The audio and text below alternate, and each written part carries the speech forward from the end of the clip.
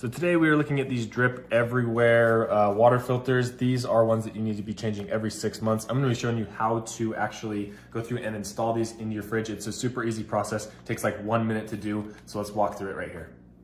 This is something that you'll probably have to do every 6 months or so. The way that you know that it's time to change out the filters, you'll see a little red light flashing around here, flashing or just being standstill in that area. Now these water filters are important to go through and change to make sure that you do have the clean water. So the first thing we need to do is find out where the filter is. Now with Whirlpool, there are a couple of places where it could be. The first place is if you open up your fridge and you come over here, you might see a filter up on this area. Now mine, this may look like it's the filter, but it's not, because you can see there isn't an easy way to open this up. So don't get confused, this is not the filter. If it's not up here, then chances are with my make and model, you can see that it's actually down below here. So you can see there's an easy access where you open this up and you'll see something that looks like this, where it has arrows pointing to your water filter. But whether your water filter is up here or down here, it's the exact same to change it out. Let me show you how.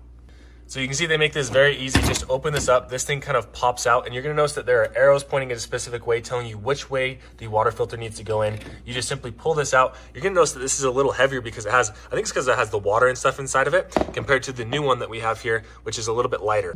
And before you do put this in, it is important to note that these are the exact same. So you wanna make sure it's the exact same filter that you are using inside of here.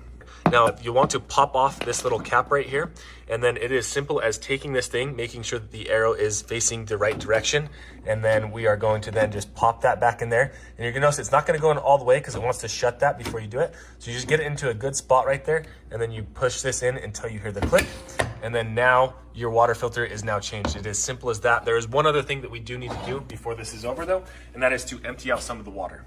So you're gonna notice once you change the filter, the error is still there. What you wanna do is go through and empty out around 4 gallons of water. So grab a big pitcher or something and go through and empty out around 4 gallons of water in this specific thing. You might have things like this where it's little air bubbles coming through.